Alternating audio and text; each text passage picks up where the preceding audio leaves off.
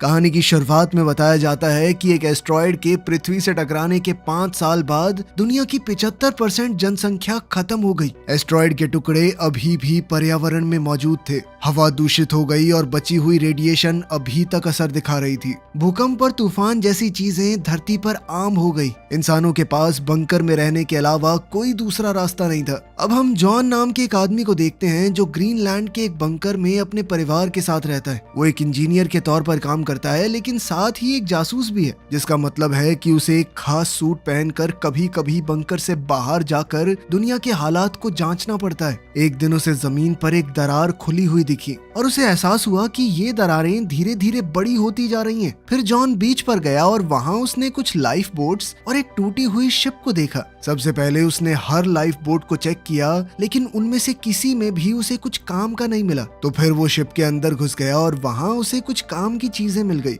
जिन्हें उसने अपने पास रख लिया। अंदर और आगे जाकर उसे बहुत सारी लाशें दिखी। चीजें ढूंढते हुए जॉन को एक नोटबुक भी मिली, जिसमें एक खूबसूरत फूल रखा हुआ था। जॉन ने उस नोटबुक को भी अपने पास रख लिया। उसी वक्त बंकर से उसे रेडियो पर एक चेतावनी मिली कि एक बहुत ही खतरनाक तूफान आ रहा है। जॉन ने पूरी ताकत से दौड़ना शुरू कर दिया, क्योंकि तूफान बहुत तेज रफ्तार से उसके पीछे आने लगा था। खुशकिस्मती से जॉन गेट के ऊपर से कूदकर सही टाइम पर बंकर के अंदर घुस गया और तूफान के अंदर आने से पहले ही उसने गेट को बंद कर दिया। खुद को बचाने के बाद जॉन सदमे में बैठ गया। वो सोचने लगा कि मौत के कितना करीब था। इसके बाद जॉन ने अपने थेरेपिस्ट से मिलने का फैसला किया और दुनिया की अजीब हालत के बारे में बातें करने लगा। थेरेपिस्ट ने कहा कि सबकी यही हालत है, लोग बस दिखा रहे हैं कि सब कुछ ठीक है। इसीलिए उसने जॉन से कहा कि चिंता क्यों कर रहे हो, तुम्हारे हाथ में कुछ है। अपने परिवार के साथ ज्यादा से ज्यादा समय बिताओ, खुलकर जियो। इसी बीच जॉन की पत्नी एलिसन दूसरे बंकर में बैठी लीडर्स के साथ मीटिंग कर रही थी, जहां सब लोग बातचीत कर रहे थे कि खाने पीने की चीजें खत्म होने लगी हैं। तभी एलिसन को एक मैसेज मिला जिसमें लिखा था कि जॉन सही सलामत वापस आ चुका है। उसी मीटिंग में डॉक्टर अमीना ने साइंटिस्टों से मिली जानकारी दी, जो उसे दूसरे बंकर्स से मिली थी। वो एस्ट्रॉयड से बने हुए खड्डों के बारे में थी। इन खड्डों का साइज और गहराई उन्हें तूफान से बचाएगी और मुमकिन है कि जहरीली हवा भी उनका कुछ खास नहीं बिगाड़ेगी। इसीलिए वो जगह रहने के लिए बढ़िया हो सकती है। लेकिन एडम ने याद दिलाया कि ये गड्ढे तो फ्रांस में हैं और पूरे यूरोप में लड़ाई चल रही है। तभी अचानक एक भूकंप आया और पूरा बंकर हिलने लगा। लेकिन सब लोग सिर्फ इंतजार कर रहे थे कि भूकंप कब रुकेगा और फिर अपने काम में लग गए, मानो ये बिल्कुल आम बात हो। मीटिंग में कोई कहने लगा कि ये भूकंप और ज्यादा तेज होने लगे हैं। फिर एलिसन ने सबको याद दिलाया कि बाहर कुछ लोग अभी भी फंसे हुए हैं, हमें उनकी भी मदद करनी होगी। लेकिन एडम कहने लगा कि हमारे पास और लोगों को रखने के लिए चीजें नहीं है और साथ ही वो आएंगे पता नहीं किस तरह की बीमारी ले आए, इसीलिए इस चीज को तो छोड़ देना चाहिए। लेकिन एलिसन कहने लगी कि वोटिंग करके ही पता चलेगा लोग क्या चाहते हैं। हाथ उठे और ज्यादातर लोगों ने एलिसन का साथ दिया। इसीलिए ये तय हुआ कि कल बर्फ पर चलने वाली एक गाड़ी को भेजा जाएगा। बाद में जब जॉन बंकर की पाइप्स को ठीक कर रहा था, तभी एलिसन ने अपने बेटे नेथन को बाहर देखा। इस बात से वो बहुत गुस्सा हुई कि बीमार हो जाओगे, अंदर आओ जल्दी। अंदर अपने कमरे में नेथन टॉर्च का इस्तेमाल करके अपनी बेडशीट में किए गए छेदों से लाइट मार रहा था, जिससे ऊपर की दीवार पर सितारे बन जाते और उसे ऐसा महसूस होता कि वो आसमान को देख रहा है। अगले दिन जॉन ने बंकर की दीवारों पर कुछ दरारें देखी। इसी बीच बंकर से भेजी हुई एक गाड़ी बाहर गई और कुछ लाचार लोगों को बचाकर वापस आने लगी। आते वक्त टीम ने बंकर में कॉल किया और दूसरे राउंड के लिए परमिशन मांगी, क्योंकि जगह कम होने की वजह से वो कुछ लोगों को पीछे छोड़ आए थे। लेकिन एडम ने तुरंत मना कर दिया, ये याद दिलाते हुए कि हमारे पास इतनी जगह और खाना कहाँ है यार, लोग इकट्ठा करे जा रहे हो। उसी वक्त एक और भूकंप आया और उसका गाड़ी से संपर्क टूट गया। बंकर पहले से भी ज्यादा जोर से हिलने लगा, जिससे लोग और सामान दोनों गिरने लगे और तभी अचानक छत के कई हिस्से बुरी तरह टूट गए, जिससे कई लोग फंस गए और उन्हें गंभीर चोटें भी लगी। कुछ पत्थर जॉन के सर पर आ गिरे और धूल की वजह से कई दिन से चल रही उसकी खांसी और बढ़ गई। लेकिन उसके एक दोस्त ने उसे वहां से निकलने में मदद की। तभी सारे अलार्म बज गए और बंकर फिर से हिलने लगा। थोड़ी दूर से एक धमाके की आवाज आई। जॉन ऑफिस की तरफ दौड़ा ताकि एलिसन को बचा सके। एलिसन को काफी चोट आई थी। जॉन ने जल्दी से उसे खड़ा किया और दोनों अपने बेटे को ढूंढने निकल पड़े। दोनों ने नेथन को उसके कमरे में मास्क पहने हुए पाया, लेकिन फिर भी उसे सांस लेने में दिक्कत हो रही थी। जॉन ने अपने परिवार से कहा कि जितना जल्दी हो सके सामान पैक करो, तब तक मैं और मास्क लेकर आता हूँ ताकि वो ये बंकर छोड़ सकें। सभी लोग घबराहट में इधर उधर भाग रहे थे, लेकिन जॉन फिर भी लॉकर्स तक पहुंचा और मास्क लेकर आया, जिसके बाद नेथन थोड़ा बेहतर महसूस करने लगा और परिवार ने बाहर निकलने के लिए तैयारी कर ली। जब बंकर का हिलना डुलना बंद हुआ, दीवारें भी टूटने लगी। बाहर के रास्ते पर एक परेशान भीड़ जमा हो गई, लेकिन गेट सिर्फ आधा ही खुला था और इस दरवाजे से निकलना मुमकिन नहीं था। इसलिए जॉन अपने परिवार को पीछे वाले रास्ते की तरफ ले गया। बदकिस्मती से पीछे का रास्ता भी टूट गया था। कोई और रास्ता ना होने की वजह से जॉन ने अपने परिवार को रेंगते हुए आगे बढ़ने को कहा। जैसे तैसे वो लोग दरवाजे के पास पहुंचे और जॉन ने दरवाजे का बटन दबाया, लेकिन भारी इंजन की वजह से बंकर और बुरी तरह टूट गया। पर कम से कम वो लोग सही सलामत बाहर पहुंच गए। बाहर भी तगड़ी भगदड़ मची हुई थी। जब जमीन में पानी के धमाके होने लगे तो दोनों ने नेथन को खो दिया और उसे ढूंढने के लिए वापस भागे। उन्होंने देखा कि नेथन अमीना की मदद कर रहा था जो गिर गई थी। वो लोग अमीना को भी अपने साथ ले गए और बीच की तरफ भागने लगे, जहां बचे हुए लोग बोट्स पर चढ़कर अपनी जान बचाने की कोशिश कर रहे थे। इतने ज्यादा लोग इकट्ठा हो गए कि एक बोट तो पलट ही गई, जिसके बाद वो सभी लोग पानी में जा गिरे। कुछ बेचैन और मजबूर लोग इस मौके का फायदा उठाकर एडम का मास्क छीनने की कोशिश करने लगे, इसलिए एलिसन और जॉन उसे बचाने के लिए दौड़े। पर फिर एक आदमी ने जॉन पर झपटकर उसका मास्क छीन लिया, लेकिन फिर भी किसी तरह वो और एलिसन एडम को खींचकर किनारे तक ले आए। अब सिर्फ एक ही बोट बची थी तो जॉन अपने परिवार और कुछ लोगों को जल्दी से उस पर चढ़ने का रास्ता दिखाने लगा। एलिसन ने चाहा कि जितने ज्यादा लोगों को वो बचा सकें उतनों को बचा लें, लेकिन कैप्टन बोल पड़ा कि ज्यादा वजन हो जाएगा, बोट डूब जाएगी। इसलिए मजबूरी में लोगों के मुंह पर ही दरवाजा बंद करना पड़ा। बाहर खड़े लोग बोट से चिपक गए जब तक बोट चल नहीं पड़ी। उसी पल एक बहुत बड़ी लहर सामने आई और बीच से टकराकर उन लोगों को अपने साथ ही ले गई। जॉन की बोट भी उस लहर में जोर से इधर उधर उछली, लेकिन कैप्टन ने जैसे तैसे बोट को संभाले रखा और वो लोग सुरक्षित तरीके से आगे बढ़ते रहे। थोड़ी देर बाद जॉन ने एक डिवाइस का इस्तेमाल करके कंफर्म किया कि यहाँ हवा की क्वालिटी सही है, इसीलिए वो अपने मास्क उतार सकते हैं। फिर सारे बैठकर बात करने लगे कि कहाँ जाना चाहिए, और क्योंकि आइसलैंड खत्म हो चुका था इसीलिए उन्होंने तय किया कि उनकी सबसे नजदीकी मंजिल इंग्लैंड है।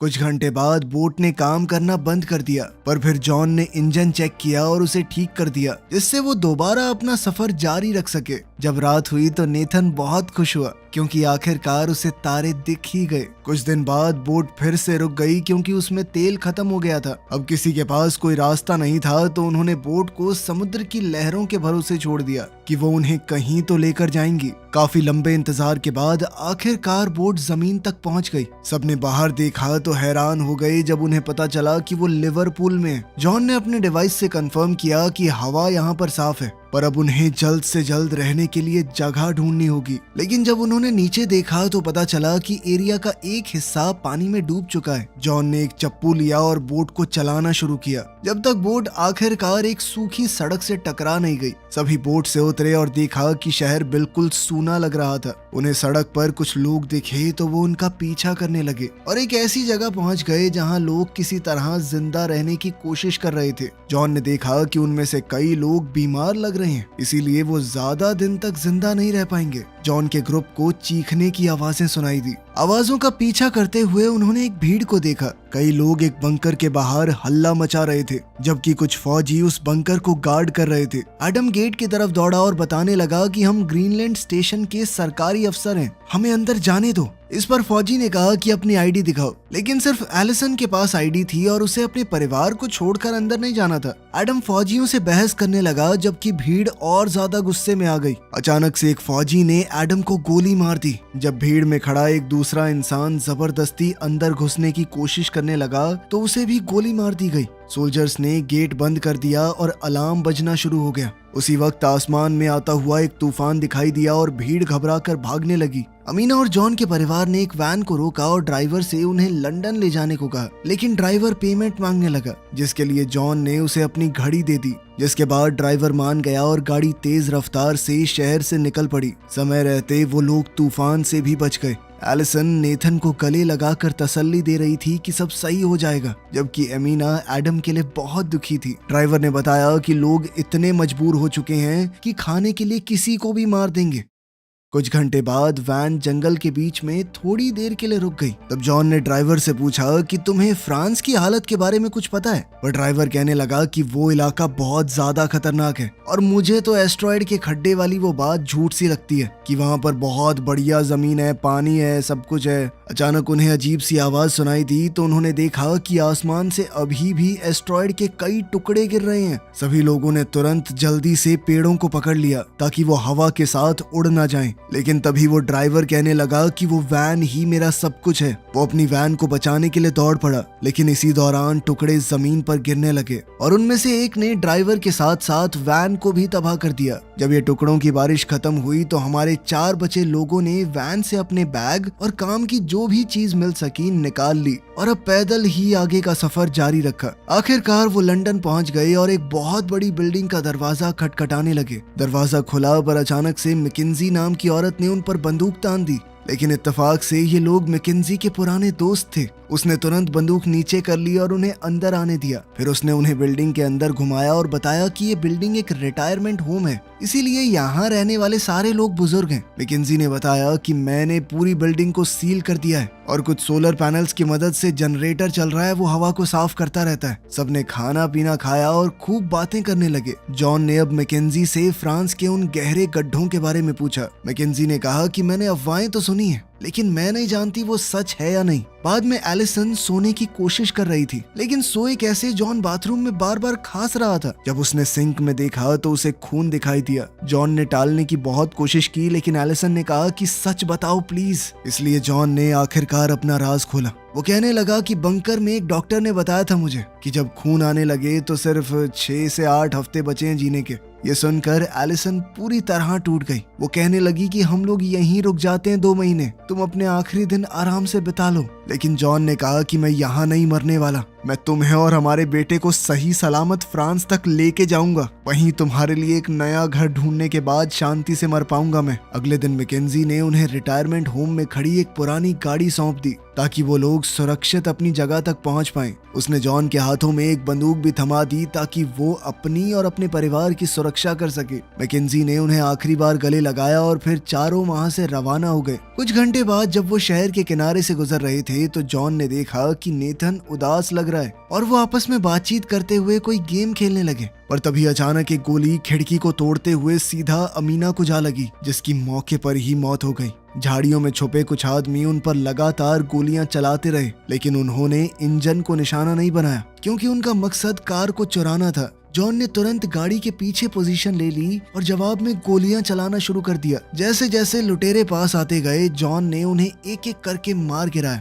अब सिर्फ एक आदमी बचा था, लेकिन जॉन की गोलियां खत्म हो गई। मगर एलिसन के पास दूसरी बंदूक थी और उसने आखिरी आदमी को गोली मार दी, इससे पहले कि वो उन्हें कुछ नुकसान पहुंचाता। एक दूसरे को तसल्ली देने के बाद उन्होंने मिलकर एक गड्ढा खोदा और एमिना को दफना दिया। जॉन अपनी दोस्त को अलविदा कहते हुए एक प्रार्थना करने लगा, जिसे नेथन ने बड़े गौर से सुना। कुछ घंटे बाद परिवार एक बड़े से रेगिस्तानी इलाके में पहुंच गया। वो समझ गए कि ये जगह इंग्लैंड और फ्रांस के बीच में जो समुद्र हुआ करता था वो है। यहाँ से पानी हट चुका था तो कम से कम उन्हें बोट की जरूरत तो नहीं पड़ेगी। रास्ते में उन्हें कई सारे समुद्री जहाज पड़े हुए मिले। थोड़ा आगे जाकर उन्हें कुछ लोग दिखाई दिए। थोड़ा देखने पर उन्हें पता चला कि जमीन के बीच में एक बहुत बड़ी दरार है और उन्हें इस दरार के उस तरफ ही जाना है। यहाँ पहुंचना होगा रस्सियों से बने हुए खतरनाक पुल से। ये देखकर नेथन बहुत ज्यादा डर गया और कहने लगा कि मैं नहीं जा रहा उधर। तब जॉन उसे हिम्मत देते हुए सबसे पहले गया। पूरे परिवार ने धीरे धीरे बहुत संभल कर रस्सी पार करना शुरू किया। जब जॉन को अचानक से खांसी आई तो वो लगभग फिसल ही गया था, लेकिन उसने तुरंत खुद को संभाला। तभी अचानक बहुत तेज हवाएं चलने लगी और हवा ने पुल को जोर जोर से हिलाया, लेकिन अभी भी सबने खुद को किसी तरह बचाए रखा। किस्मत से हवा जल्दी ही रुक गई और परिवार आगे बढ़ता रहा और बीच में एक चट्टान तक पहुंच गया। वहां से 2 सीढ़ियां दूसरी तरफ जा रही थी। वो लोग सीढ़ियों के बीच में ही पहुंचे थे। अचानक से जोरदार भूकंप आ गया। किस्मत से तीनों में से कोई नहीं गिरा। वो तीनों आगे बढ़ने लगे ही थे कि तभी अचानक से दूसरा भूकंप आया। इस बार दोनों तरफ की चट्टानें टूटने लगी जल्द ही रस्सियों से बना हुआ वो पुल भी टूट गया। कई सारे लोग खाई में नीचे गिर के मर गए। दूसरी सीढ़ी पर मौजूद एक आदमी ये देखकर डर गया और उसने जल्दी से दूसरी तरफ पहुंचने के लिए अपने आगे लगे हुए आदमी को धक्का देकर खाई में गिरा दिया, लेकिन फिर वो सीढ़ी पूरी फिसलने लगी। इसीलिए वो आदमी छलांग मार के नेथन के ऊपर कूद गया। इसी के साथ दूसरी सीढ़ी नीचे खाई में गिर गई। परिवार ने नेथन को पकड़ के रखा जबकि वो आदमी फिसल कर अपनी मौत की तरफ चला गया। नेथन को उसके माँ बाप ने वापस ऊपर चढ़ने में मदद की और फिर किसी तरह सीढ़ी को पार कर लिया। अब उनके पास पैदल चलने के अलावा कोई चारा तो था नहीं, लेकिन चाहे वो जितना भी चलते जाएं, सिर्फ एक वीरान जमीन ही नजर आती थी। तभी अचानक से उन्हें गोली चलने की आवाज सुनाई दी और उन्होंने डेनिस नाम के एक आदमी को उन पर बंदूक ताने हुए देखा, लेकिन उसने बंदूक को नीचे कर लिया जब उसे एहसास हुआ कि ये लोग लुटेरे नहीं हैं। वो उन्हें सीधा अपने घर ले गया। कुछ ही देर में जॉन और उसका परिवार फ्रांस पहुंच गया।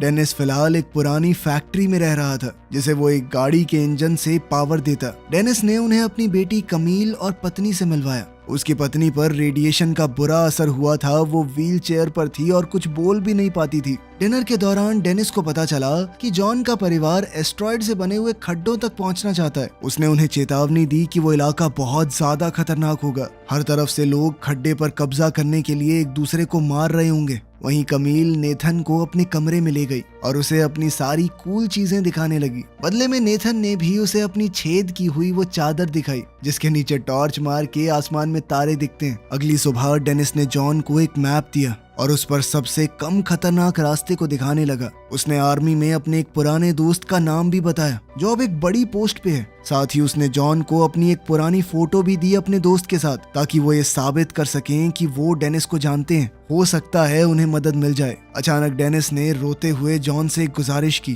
क्या तुम लोग कमील को भी अपने साथ ले जा सकते हो? वो खुद अपनी बेटी को उस खड्डे तक ले जाना चाहता है, लेकिन उसे यहीं रहकर अपनी पत्नी का ख्याल रखना होगा। जॉन थोड़ा हिचकिचाया, लेकिन एलिसन तुरंत मान गई। इसके बाद कमील अपने माँ बाप को अलविदा कहते हुए जॉन के परिवार के साथ डेनिस की वैन में बैठकर निकल पड़ी।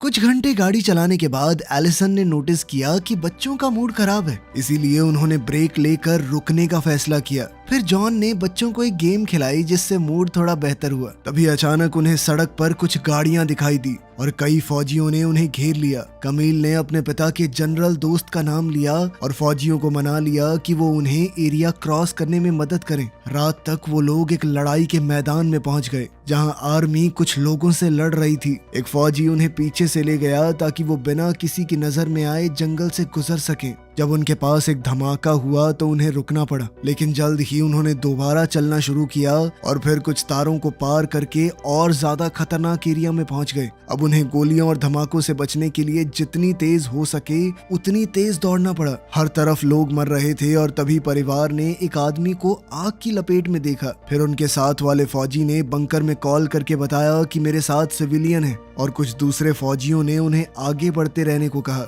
जितना हो सकता था वो उन्हें कवर देते रहे। वो सब आगे बढ़ते हुए जंग के लिए तैयार की गई एक सुरंग तक पहुंच गए, जहां जॉन बुरी तरह खांसने लगा और लगभग गिर पड़ा। सुरंग के अंदर से गुजरते हुए उन्हें कई लाशें मिली। आखिर में वो एक सीढ़ी तक पहुंचे और उनके साथ आए हुए फौजी ने उन्हें जंगल में भेज दिया, ये कहकर कि बस सीधे चलते रहना जब तक कैंप न मिल जाए। सुबह होने पर वो आखिरकार मिलिट्री कैंप तक पहुंच ही गए। कमील ने कुछ पहाड़ों की तरफ इशारा किया जो पहले वहां नहीं थे, और जॉन ने हिसाब लगाया कि वो अपनी मंजिल के बहुत करीब आ चुके हैं। जब उन्होंने डेनिस के दोस्त के बारे में एक फौजी से पूछा तो पता चला कि वो तो मर चुका है और अब ये वाले फौजी उनकी मदद करने में इंटरेस्टेड नहीं है। इसलिए जॉन ने उन्हें बताया कि मेरे पास कुछ ही दिन बचे हैं भाई, मैं बस अपने परिवार को बचाना चाहता हूँ। एक आदमी ने उन पर तरस खाया और उन्हें अपनी बस में जगह दे दी। जॉन का परिवार और कुछ और लोग बस में बैठ गए जो उन्हें उनकी मंजिल तक ले जाएगी, लेकिन रास्ते में ही एक धमाका होने की वजह से सफर रुक गया। अचानक बस को कुछ लुटेरों ने घेर लिया।